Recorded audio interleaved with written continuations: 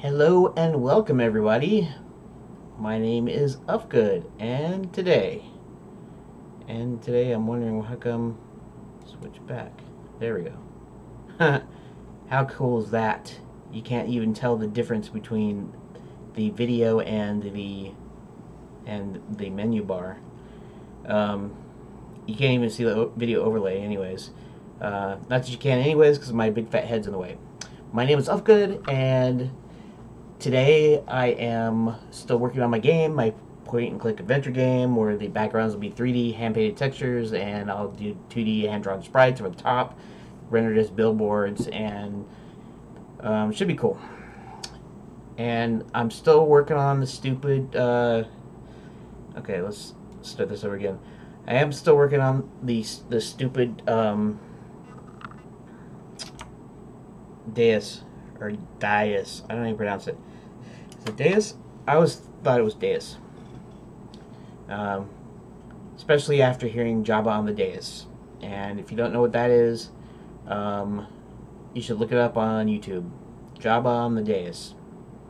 Anyways, this thing wasn't really doing what I wanted it to do, because what I wanted is each of those these faces and stuff. I wanted to be like one mesh, and if we get to like a behind view, which I'm sure I've turned it around a couple of times, but maybe it goes too fast. Yeah, I modified it in single new mesh. In fact, I've tried using the Boolean tool, and I've also tried using the Boolean modifier, and both of those are acting screwy, and I don't know why. And it's something to do with the way I built the dais here. You know, there were cylinders, I made them cylinders, and then I resized them, and then I did this, that, and the other thing. And so they're kind of weird. You can see they're different pieces, even when they're combined into one. Anyways. So, oh, it's only 2 minutes. Okay.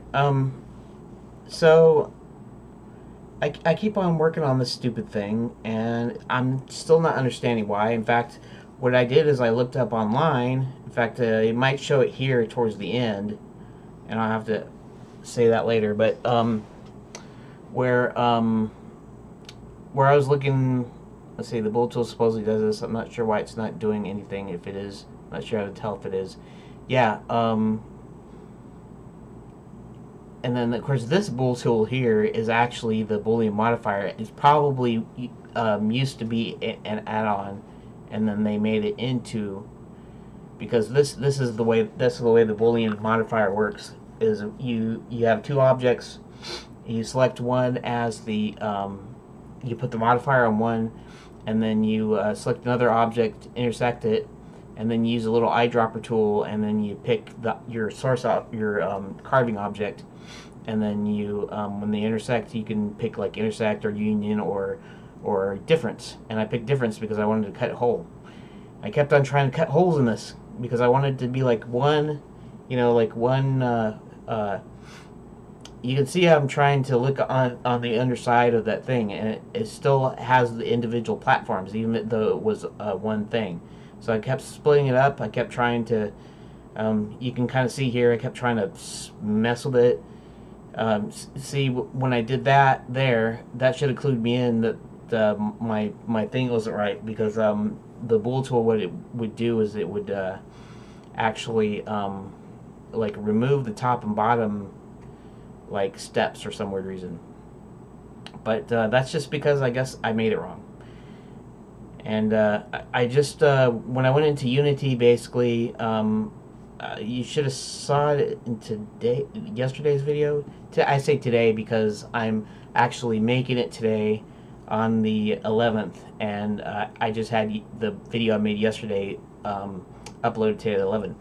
Anyways, so I'm trying to get this thing to where it's basically a hole, where it's basically there's a hole, like you can see up through the steps, right? And the way I explained it was like a bunch of hockey pucks stacked on top of each other, except the one on the top is smaller than the next one, the next one. or where like you stack them up and it's like a cylinder, right? So what you do is you cut off the top of the bottom, and then you have then you can fill in that, and then anyways, the idea was that they would be one mesh, and that any shared edges and sides and faces and stuff would be removed, so it would just be like one object. And this didn't work. This doesn't work even after I do this. In fact, you can just see me several times just screwing around with it. In fact, I spent the whole 2 hours that I did this with that.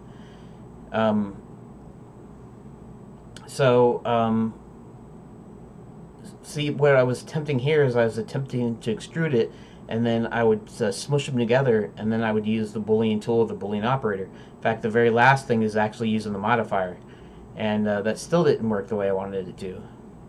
It's getting frustrating, and I've looked at the normals, and in fact, you'll be able to see in a little bit. You'll see when I switch the overlays and stuff on. See, it's just, I don't know. This is the sort of thing that happens to me on every project, and this is why I usually don't finish a lot of projects. I know it sounds like a cop out. Just I'm lazy, or I'm gonna quit and whatever, and that's usually when I put stuff on the back burner, because I'm trying to do something and it just doesn't work. And all in all, like I was gonna say, Unity, which you should have seen on the video for you yesterday, is where the nav mesh was kind of wonky on the steps, and actually after looking at some other videos, I noticed that might be the way that it does it, and it probably would have worked fine, but I wanted to be sure that it wasn't my mesh. So I'm sitting there just kind of screwing around, and I'm trying to get some help in IRC in various places, and then what I do is I go ahead and, in fact, this might be in the video too towards the end, but where actually I could probably skip a little bit of this. I know it's going to 8 times speed, but it's not like I need to show the whole thing, because I just keep on doing the same things over again. See, I keep on trying to select, like I'd select it, but it would select the top of the other one, and like that. See, I'm trying to get it to here. Let's see if I can pause it the right moment here. Well, anyways, you'd see I would like delete the face, right? And then I would try to select. Hold on, see right there. See where that's orange there? That I was trying to select this face and delete it, but in fact, what it was the top of the big one, not the smaller one. For some weird reason, I don't know. It had something to do with how I made it, and just me being inexperienced at Blender, and so it was just, I don't know. It was just getting frustrating. Here, let's just kind of speed through this, I guess, because there's not much here. I spent all that time trying to select faces and do various things, and it just was not cooperating like I wanted it to cooperate. In fact, towards the end, maybe I'll just go towards the end here. In fact, that's the whole purpose of doing the videos this way. Now here, let me pause that. Let me go back here. I'm not sure. Let me see here. You notice the edge? There's a rogue edge in there. That's because I tried to use the Boolean tool to cut it out, and for some reason it didn't want to do it. I guess maybe it's not. Maybe the idea is that it's not solid or something. It's not a solid mass of whatever or something. I don't know. But look. Oh, darn it. Come on, pause. Okay, so let's see.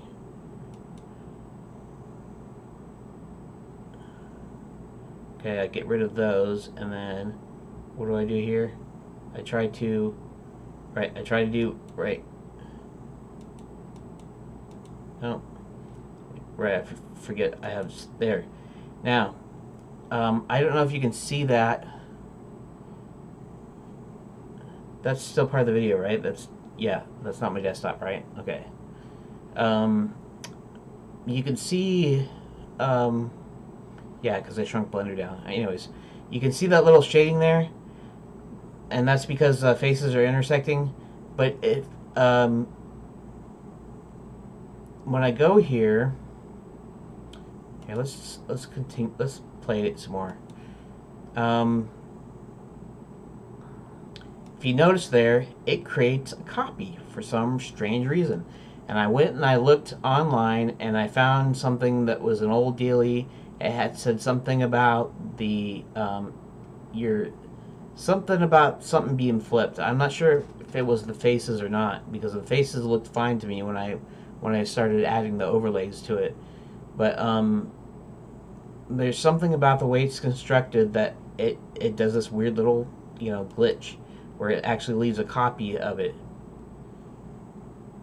And then even though it's like a difference operation with what you'll see, I'll pull it back out. See, and then it's fine after I pull it back out. I mean, I don't know. In a sense, I almost shouldn't like upload this video because I didn't get anything accomplished today, other than figuring out that my thing was wrong and that I have to do it another way if I want to do it at all. So actually, that is what I'm planning on doing tomorrow, on tomorrow's video. Is I'm planning on literally rebuilding it, and actually, well, I can show you now.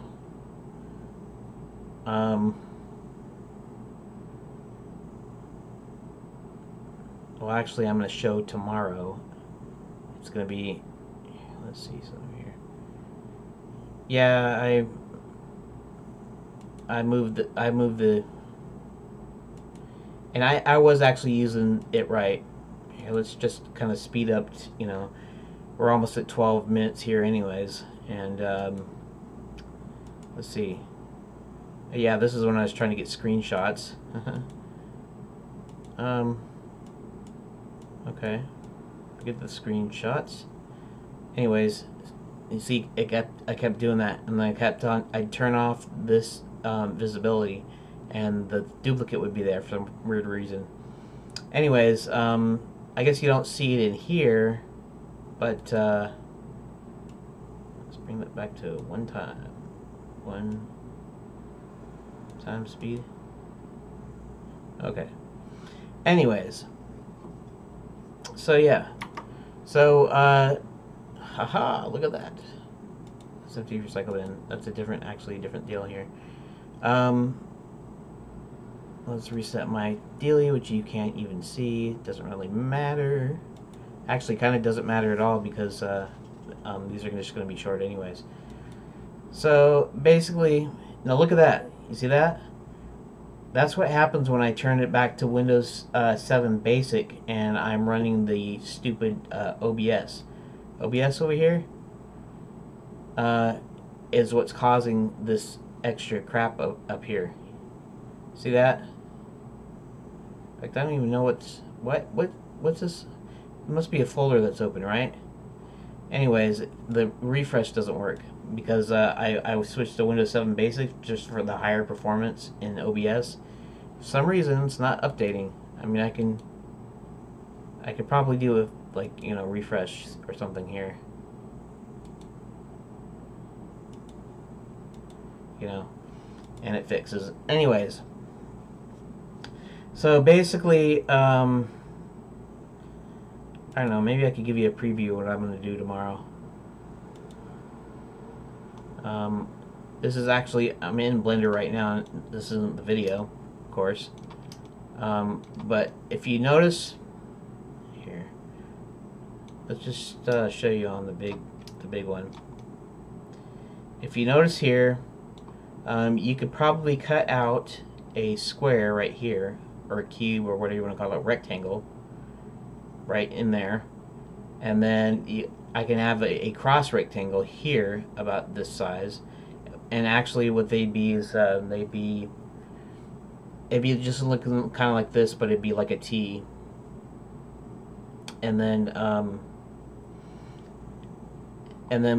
what I can do is I make the T's and the steps.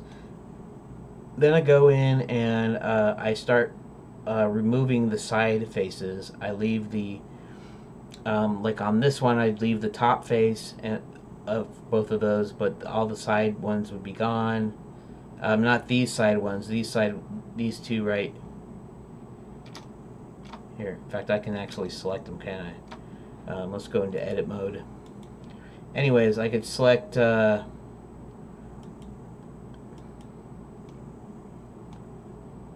I forgot.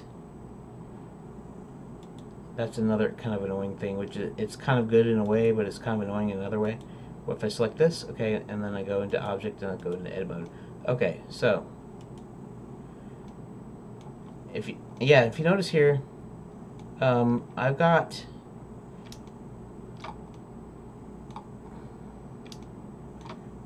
all the faces, and they appear, they're right, and the normals appear to be right. Actually, all of these appear to me to be correct. I don't know if they are for sure, but they appear to be correct. Anyways, the back side of this would be all smooth, right? And then if I deleted the bottom, you'd be able to see up through all the levels. So what I'm going to do is I'm going to make this cube or the square, and then I'm going to take off. I'm going to delete the faces, the side faces here, and then I'm going to connect.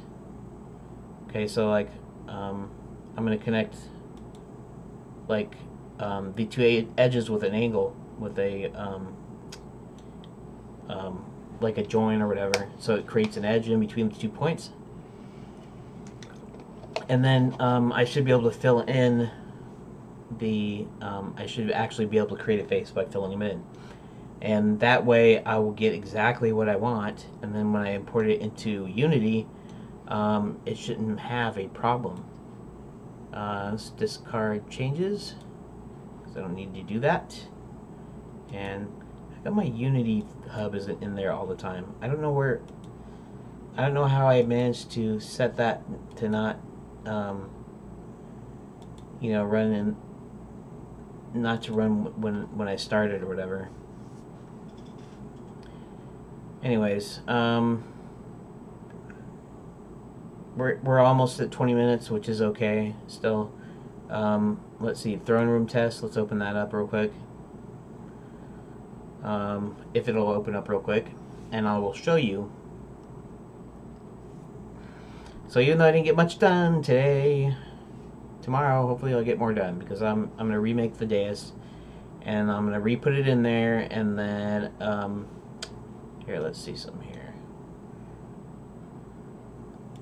Okay, so let's go ahead and select the dais here, and let's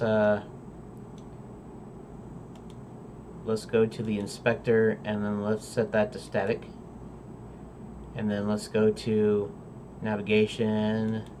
Let's go ahead and bake. I don't care exactly how it looks. Now, you notice how it's kind of screwy? Like that, see? And I'm not sure if that would even work, because you really need to be able to get on top of the dais completely. And it just seems like these weird, it might have something to do with the construction. It might be because they look like specific, like, extra pieces. So I'm going to remake the dais, and then when I bring it back in here, maybe I have to figure out how to actually remove that this from being walkable. I can't remember how to do that, but so I'm gonna remove that. Of course, the chairs aren't static because they can move. I'm not sure if they need to not move or need to move. but I'm gonna go with the idea that the thrones and the chairs, maybe not the throne even, but the chairs are gonna need to be able to be moved. But so I want to eliminate that if I can through building the. Actually, what I might do is I might go ahead and do like a plane and like extrude and like, you know, add it on or whatever, and learn to use the array modifier. I think maybe we'll see. I'll figure out how to do that. But just because it's all weird like this, I want to make sure that it's not because of my model. Because this is only supposed to be a test thing, but it's supposed to work. Because when it clicks on stuff, you might even have the character walk up the stairs here. Maybe I shouldn't worry about that. I don't know. But I do know. And then I still don't know how I'm going to do the walls. Because, you know, it would be easier if the walls were static, and the walls aren't necessarily going to be static here. The walls, what was I going to say?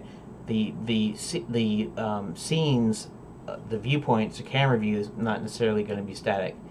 I'm going to have moving cameras at times. I might do this like a side view most of the time, right? And so you need all these walls. You might need the ceiling there too, but this part's got to be open maybe. It depends. If I decide to shift around the throne room a little bit, then I'm going to have to... Oop. Actually, that's an interesting idea. How does that look? That's interesting. Anyways, so yeah. So I'm going to remake the throne room, and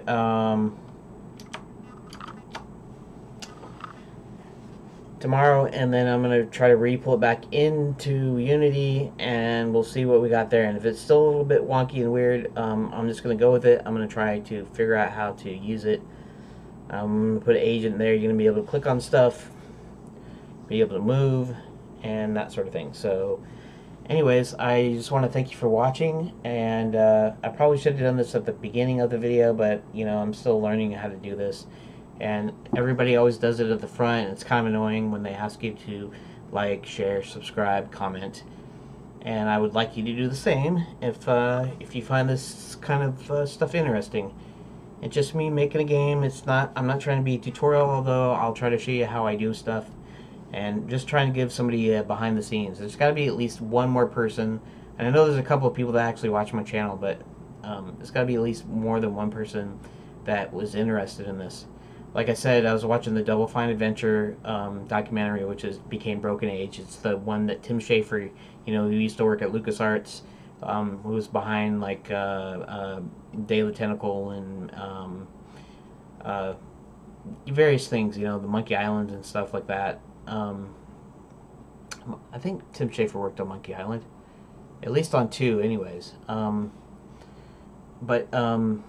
So back at, you know, LucasArts, when it was still around, and then he did this Kickstarter campaign and raised like the most ever, you know, on the platform, like 3 million or something.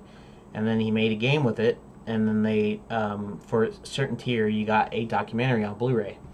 And I got that, and thought it was really cool, and it's really entertaining to watch. But that's all it is. It's entertaining, and I was hoping to find some behind-the-scenes stuff, because Tim Schafer would go in his room, he would shut the door, and then he wouldn't come out until he was ready with his story. And then by that time, it's like, well, yeah. I mean, once you have your story already, they can already start working on how it looks and what your locations and stuff are. I wanted to know, you know, where you know, behind the scenes, what's the process when you come up with a story? Do you come up with like a little narrative, like a little short story? Do you come up with just like an idea for areas you want to explore, and then you kind of build a story based off of that? You know, how do you work that? Do you do like full plot outline like in a movie script, and then fill in the details with the puzzles and stuff? How do you do that? And I never got that out of there. and I've been looking for stuff like that on how to do it. That's why I haven't actually created or finished an adventure game. So I said, fine, I'll do it myself. And I was seeing people, on YouTube, they're making a living off of YouTube, and I was just like, why can't I think of something to do? Because that would be the ultimate job for me. Because I get anxiety and I don't have a job, and you know, but you have to have something interesting, and I didn't have really anything interesting. But I know that some people, um, I know some people would actually like to know this behind the scenes stuff. So that's when I decided to do this. So I'm going to work on it. I'm going to show you even the boring parts like the story and stuff, and how we're getting into the story. I'm going to show you me drawing, and maybe I'll leave some practicing things out, but some of the sketchings, I'll speed up the videos, and I kind of want to get into a routine. I can only do about 2.5 hours a day, 2.5 hours a day, because I'm busy doing other stuff. I got MTurk, which pays for my internet, and that's in the morning, and then I got some time set aside for cleaning, and then I watch news and stuff with my dad, and I have this time in between 12:30 and 3:30, and sometimes not even that, but 12:30 and 3:30, including finishing this video. In fact, I'm finishing this video late at night at 10:21 p.m. On Wednesday the 11th, and normally I wouldn't be doing that either. I'd be going. I'm still going to go to bed at a normal time, anyways. But I'd be cleaning the kitchen. There's other stuff like reading my Bible or whatever before I go to bed.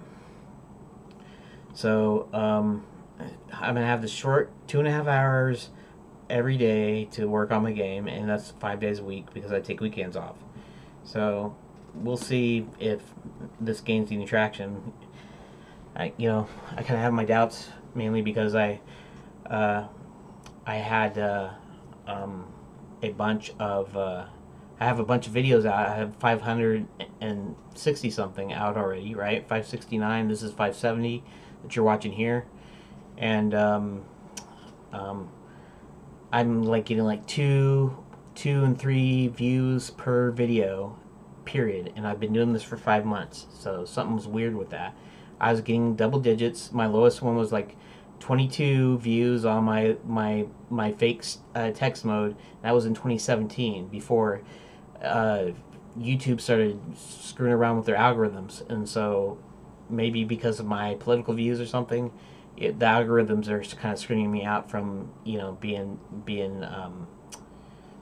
found, or discovered. So I hope by bringing the number of videos back down to 1 per day, and just kind of speeding through to where you can get a good idea of whatever progress I'm making that day. Maybe it'll get some traction. Who knows? Maybe somebody will watch it.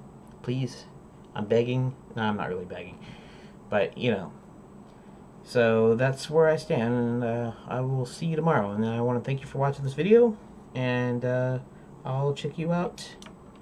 Catch you tomorrow.